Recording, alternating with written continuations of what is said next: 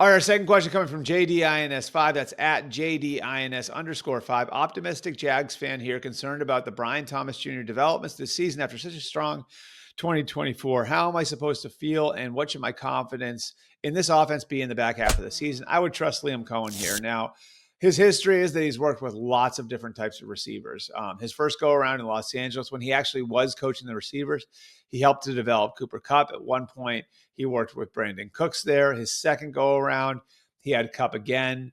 And then you look at the history in Tampa last year, where he had bigger players at the position and started to get an affinity for those types of weapons, and having a bigger outside receiver in Mike Evans and a bigger inside receiver in Chris Godwin. In fact, he liked that so much that the Jags loved Tetairoa McMillan before this year's draft. In fact, if they had not traded up to second overall to get Travis Hunter, I think that Tetairoa McMillan might have been the fifth overall pick going to Jacksonville.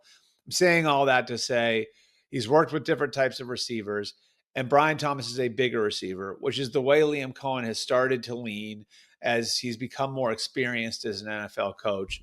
And so I think he's going to find a way to make this work.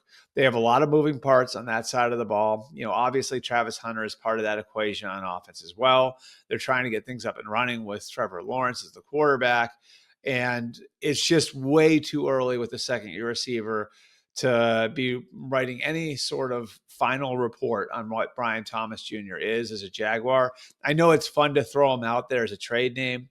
I don't think they have any plans to even look at trading him. Here's the other part that you have to understand on that. They still have plenty of runway with him. This isn't like, you know, his contract is up after the year and we've decided we aren't going to pay him and we're moving on. They have a year and a half before they even got to make a decision on the fifth-year option. They've got him under contract at a very affordable rate for the next 2.5 years. And then they've got the option on him after that. They have a ton of runway to develop this player. And I think you don't take a guy who's got that level of physical ability after a rough 7 or 8 games and just say, the hell with this, we're moving on. I think you keep working with him. I think if I was another team and they were going to make Brian Thomas Jr. available, I would go pick the guy up at the airport if I were a head coach or a general manager in one of these spots.